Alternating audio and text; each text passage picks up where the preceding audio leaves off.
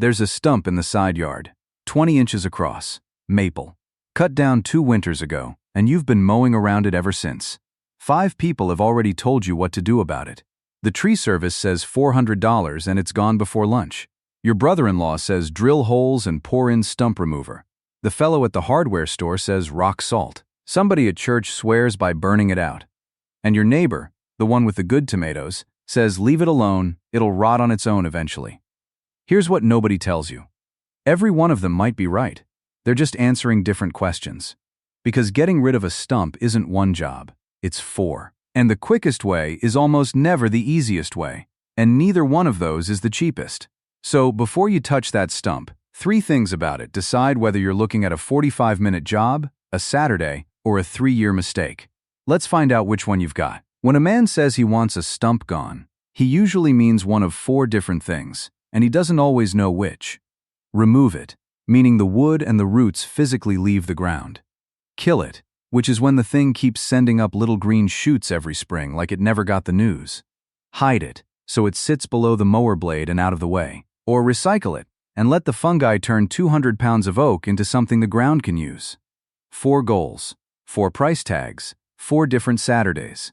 And most of the bad advice you've ever been given came from somebody who had one of those in mind while you had another. So here's how you find out which one is yours. 3 questions. 1. Do you need it gone, or do you just need it dead? Gone means the hole has to be empty, because you're pouring concrete or laying a walk. Dead means it only has to stop growing. Those 2 don't cost the same money. 2. How big is it, and can a machine get to it? Not how big the top is, how big it is down where the roots flare out at the ground. 3. And this is the one people skip. What happens to that spot afterward? Lawn? Flower bed? A new tree in the same hole? Or, honestly, nothing, because it's back by the fence and nobody goes there. Now, I'm not going to make you sit through 20 minutes before I answer you. Here's the map, right now. Need it gone this week? Grinder. That's the fastest, and nothing else is close. Small stump, and you'd rather spend a Saturday than $400? Dig it, but dig it the right way, which isn't the way most people do. Want the least possible work out of your back? Let biology do it for you. Nearly free, nearly effortless, and slow. I'll be honest with you about how slow. Keep sending up little green shoots? Then you don't have a stump problem. You have a root problem, and that's a different job entirely. Planning to grow something in that exact spot? Then what you leave behind in that soil matters more than how you got the wood out. And if it's back behind the fence, bothering nobody, the right answer may be nothing at all. There, you could go start on that alone this weekend. But every one of those 6 answers has a mistake buried inside it. Mistakes that have cost people money, or years, or the next thing they tried to plant in that hole. That's the part nobody tells you. So let's take them one at a time. Starting with the one people are embarrassed to admit is sometimes right.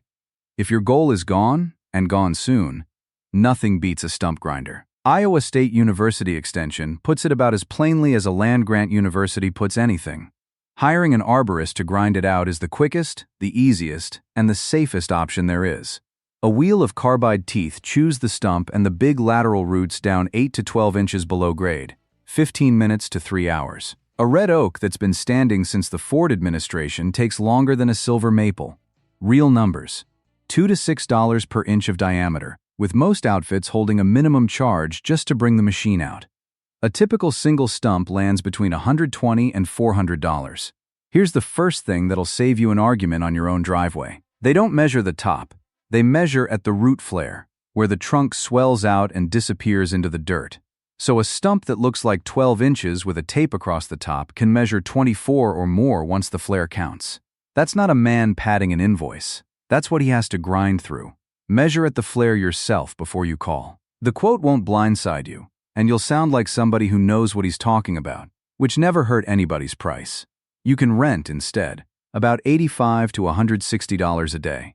But I'd rather you be safe than impressed. That machine is heavy, it throws grit hard enough to break a window, and it wants level ground and steady footing. If you've got a knee that gives out, or a slope in that yard, renting a grinder looks thrifty on Friday and foolish on Sunday. And before anything goes into that ground, make the free call. 811. Gas, water, electric, cable. Then think about what's yours and on nobody's map. Septic lines. Irrigation. The old drain tile. Grinding through a water line costs more than every stump you'll ever own. So the grinder wins. Done by noon, the man drives off, and you're standing there looking at a beautiful pile of fresh wood chips where a stump used to be. That's exactly where most people make the expensive mistake. The job is not finished when the grinder leaves. Iowa State says it outright. The shavings left behind will drastically change the structure of that soil, how it holds moisture, and the balance of nutrients in it. Their words. And the result is that it becomes difficult for new turf or any new plant to grow there. Think about what's in that hole. A 20-inch stump ground 8 inches down leaves a mound of raw wood. Not compost, not aged mulch. Raw, fresh, hungry wood. Wood is nearly all carbon. When soil microbes break it down, they need nitrogen, and they take it from the only place available, which is the soil right around them. So for a couple of seasons, that spot is a nitrogen desert. It also settles, so you get a dish in your lawn a year later. That's why a person seeds grass over a ground stump 3 springs running, watches it come up thin and yellow every time, and decides there's something wrong with the seed. There's nothing wrong with the seed. The fix costs a wheelbarrow and half an hour. Before you spread anything, shovel the chips out. Most crews won't remove them or fill the hole unless you ask, and both usually cost extra. So get it into the quote before they start. Those chips aren't garbage, either. Spread as a path, or laid on top of the ground around a shrub, wood chips are one of the finest things that ever happened to soil. The only place they cause trouble is mixed down into a planting hole. Then backfill with real topsoil, tamp it in layers so it doesn't sink, and give it a week before you seed. That's the difference between paying $400 for a hole and paying $400 for a spot that grows something. So, fastest? The grinder, and nothing else is close. Just don't let it drive off until that hole is honest. Second path. You want it gone, but you'd rather spend a Saturday than $400. This is the oldest method there is, and it still works. But there's a size line. Under about 12 inches across, digging is a real option for a person in decent shape. Above that, the extension guidance says plainly that digging or pulling out a larger stump is not practical. I'd rather you hear that now than learn it at 4 in the afternoon with a shovel in your hand. Here's the thing, almost everybody gets backwards, and it's the best tip in this section. If you're going to dig that stump out, do not cut it off. Flush with the ground first. I know, every instinct says cut it low, and if you're going to let it rot, cutting it low is exactly right. We'll get there. But if you're digging it, that trunk sticking up is the longest lever you will ever have. Leave 4 to 6 feet of it standing. A stump cut flush is a rock in the ground. A stump with 4 feet of trunk on it is a rock with a handle. The sequence. Trench around it, 1 to 2 feet deep, starting 18 inches out. You're not moving dirt, you're hunting roots. Every root you meet, cut it. Rinse the soil off before you saw, because grit dulls a blade faster than wood does. When the sides are free, get a long pry bar under one edge and rock the stump. Rock it, don't wrestle it. Rocking finds the roots you missed underneath. Cut those, rock again. That's the whole trick.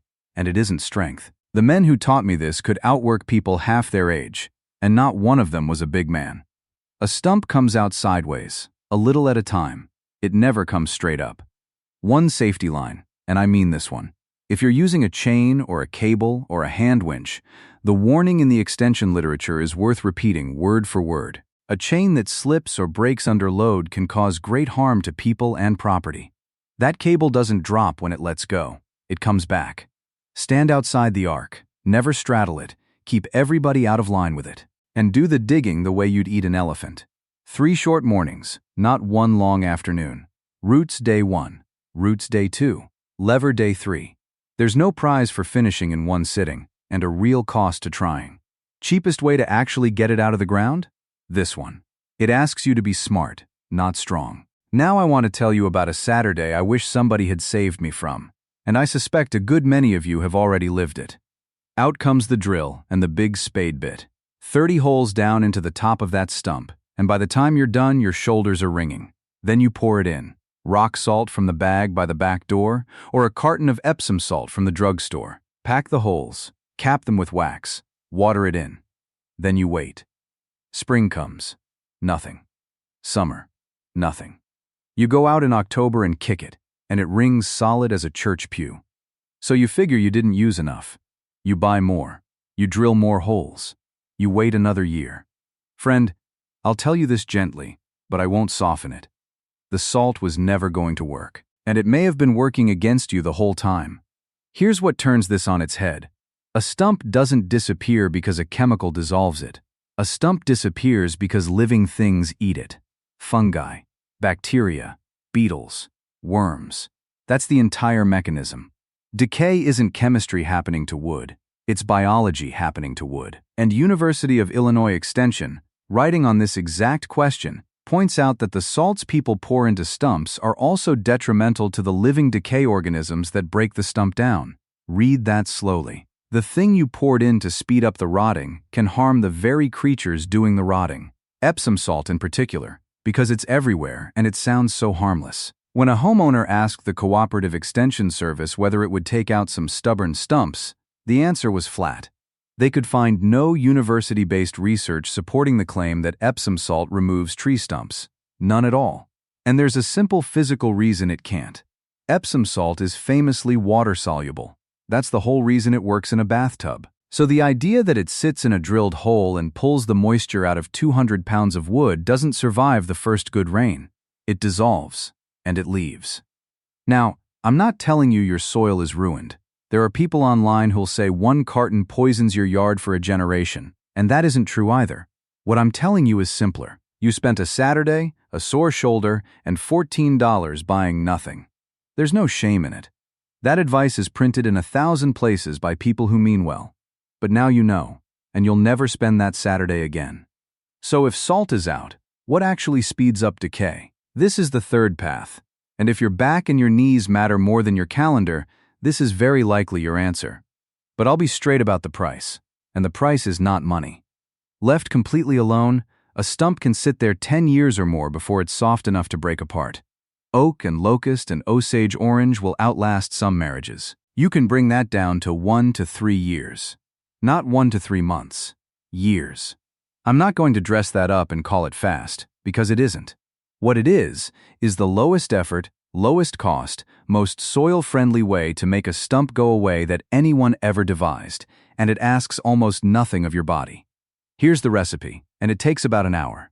Cut the stump as low as you can get it. This is the case where low is right, because you want soil contact. Drill holes about 1 inch wide, spaced no more than 12 inches apart, at least 10 inches deep. You're not hollowing it out, you're opening doorways, so the fungi already living in your soil can get inside instead of fighting their way through bark. Put about 4 ounces of slow-release fertilizer down each hole. Most formulations work, and one high in nitrates moves fastest. Top the holes off with topsoil. Then cover the whole stump with soil or a piece of sod and keep it damp. That last step is the one everybody skips and the one that matters most. Moisture, darkness, and contact with living soil. That's what wood decay fungi need. A bare stump baking in the July sun will still be there when your grandchildren are grown. And now the part that'll make you laugh, or maybe grit your teeth. Those stump remover granules on the shelf, the bright container for $14? Iowa State and South Dakota State Extension say the same thing about them. These products tend to simply be a form of fertilizer, usually potassium or sodium nitrate, and regular fertilizer works just as well. That's the secret ingredient. It's plant food. The bag already in your garage does the identical job. And when that container promises 4 to 6 weeks, what it can honestly deliver in that time is a softened surface. 1 to 3 years is the real figure. Easiest on your back? This, by a country mile. You just pay for it in time.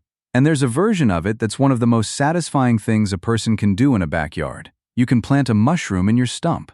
Plug spawn is nothing but little hardwood dowels already colonized by mushroom mycelium. You drill a grid of shallow holes across the top, tap a plug into each one, and seal them with melted wax. An afternoon's work, and less than dinner out. Then the mycelium goes to work inside the wood, and somewhere around 9 to 12 months later, mushrooms come out of the cracks. The stump becomes food for a fungus long before it becomes soil. 2 honest conditions. It has to be freshly cut hardwood: oak, maple, beech, ash, poplar. If it's been standing 3 years, other fungi already own it and your plugs lose that fight. And it doesn't make the stump vanish in a year. It fruits in about a year. Taking the wood apart takes several more. And one line I won't soften. You eat only the mushrooms that come out of the plugs you bought and put in yourself. Nothing else. If something else volunteers on that stump, and it probably will, you admire it and you leave it alone.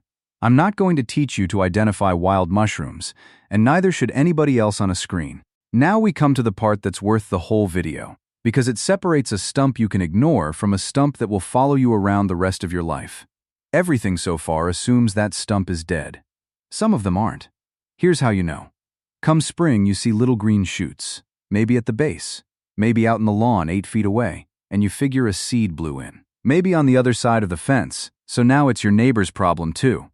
That is not a stump. That's a tree that decided to try again from underground. And here's the sentence I most want you to carry out of today. A stump can be small above the ground and enormous below it. You're looking at 18 inches of cut wood. What's alive down there might be 40 feet across. So removing wood and stopping a living root system are two separate jobs. You can grind that stump into sawdust, spend $400, and still have shoots in the lawn next May, because grinding takes the stump and the flare roots and leaves the rest of the network exactly where it was. Which trees do this? The worst offenders are the same names every time. Black locust, tree of heaven, white poplar, Russian olive. And here's the part that surprises people who've gardened 50 years. With those species, damaging the trunk can make it worse. Girdling, that old practice of cutting a ring of bark off around the trunk, works beautifully on a lot of trees. On these, researchers at the University of California found it can leave you with more tree than you started with, because the injury tells the roots to throw up shoots everywhere. A technique passed down 200 years, doing the exact opposite on a handful of species. One stump becomes 20 saplings scattered across your yard. That isn't folklore failing. That's folklore meeting a tree it was never written for. So find out what you cut down. If you don't know, your county extension office will tell you from a photograph, usually free. That's what those offices have been there for since before most of us were born. And if it is a resprouter, here's the whole thing in one sentence. When you act, matters as much as what you use. The standard approach is a cut stump treatment. A small amount of herbicide, brushed onto the living cambium, that thin ring of tissue just inside the bark, right after the tree comes down. Not the whole face, not poured down drilled holes, where it mostly leaches into your soil. Just that ring, because that ring is the only part still connected to the roots. On a cut that's still wet with sap, it travels. Once that face dries out, the strategy changes. And on a stump that's been dead for months, pouring anything on it accomplishes nothing except putting chemical in your ground. Follow the label, and watch for one thing by name. Avoid anything containing picloram, sold as Tordon. It moves through soil easily, stays active a long time, and has ruined a lot of vegetable gardens. Read the active ingredient line before you look at the price. And if you'd rather not use any of it, there's a free way. Cut every sprout the moment you see it, before it gets 8 inches tall. A shoot that never makes leaves, never sends food back down. And eventually those roots run out of savings. It works. It also takes years of never missing a season, so know that going in. Resprouting stump? Stop treating it like dead wood. That's the whole verdict. Step back from your yard for a minute, because there's something in the record worth knowing. On the 11th of August, 1910, near the little town of Ivor, Virginia, a crowd of farmers stood in a field and watched a demonstration. In one day, on an acre and a half of ground, 46 stumps came out. Total cost, including labor, $18. About 39 cents a stump. They did it with dynamite. That's history, not a method. There's no how-to coming, and a homeowner can't legally buy the stuff anyway. But it happened. The figures come out of a pamphlet the DuPont company printed that same year, and I'll be honest about what that document was. It was a sales brochure. The next year, though, an agricultural experiment station published its own bulletin on clearing stumps that way. The same kind of institution I've been quoting all afternoon once mailed farmers instructions for blowing stumps out of the ground. Which tells you what kind of problem this used to be. A man with 40 acres of stumps wasn't facing a chore. He was facing whether he could farm that ground at all. That was their answer. It isn't ours, and it doesn't need to be. Now there's one situation that turns everything I've told you upside down. For most dead stumps, decay is not your enemy. It's free labor doing your job for you. Fungi on a dead stump are usually a good sign. But there's one that isn't. It's called honey fungus. Armillaria. And unlike the fungi that politely eat dead wood and stop there, this one moves out of the dead wood and attacks the living roots of healthy plants around it. Cutting the tree down to a stump doesn't remove it. It goes right on feeding off those dead roots for years, and it spreads through the soil. 3 signs. White fungal growth between the bark and the wood, right at ground level. Clumps of honey-colored mushrooms on the stump in autumn. And the most telling one of all, other plants near that stump dying one after another for no reason you can explain. A shrub, then the rose, then the apple. If that's what you're looking at, everything changes.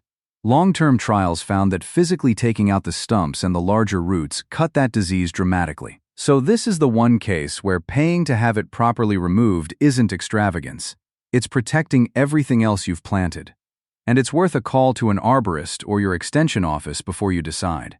If it isn't your situation, and for most of you it won't be, breathe out and go back to letting biology work for free. There's one more path, and nobody makes videos about it because there's nothing to sell you. Sometimes the right answer is to leave it. A dead stump is food and shelter for insects, and those insects feed the birds.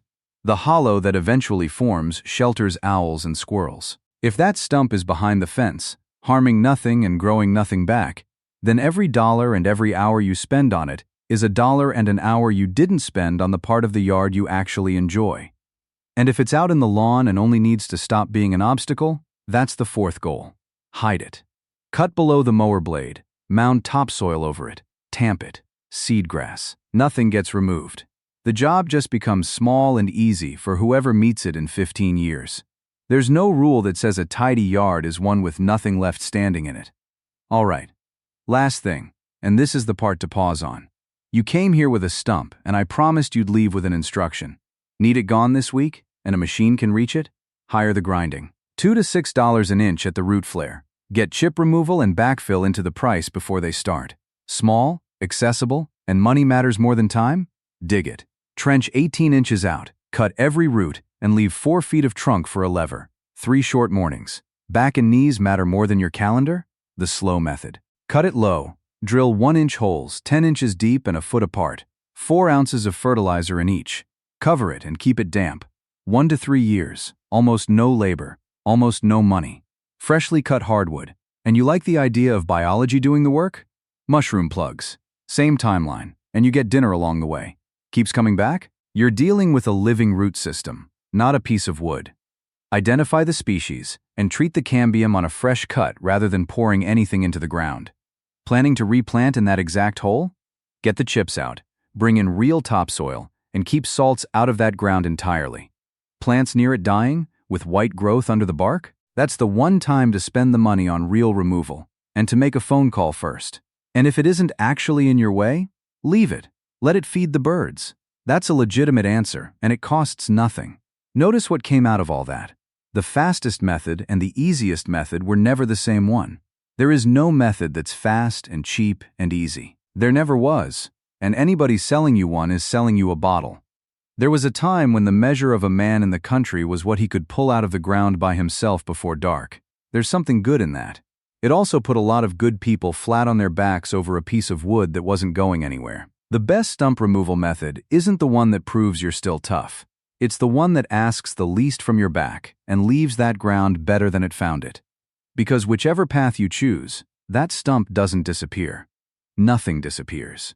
200 pounds of oak that spent 80 years pulling carbon out of the air comes apart slowly, and it goes into the dirt. You're not removing a tree, you're finishing one.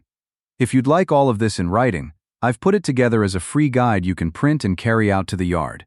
The decision chart, the drilling measurements, the resprouter list, and the safety checklist. No cost, nothing to sign up for. The link is in the description, and there's a code on your screen you can point a phone at. And I'd like to hear from you down in the comments, because I have 2 questions.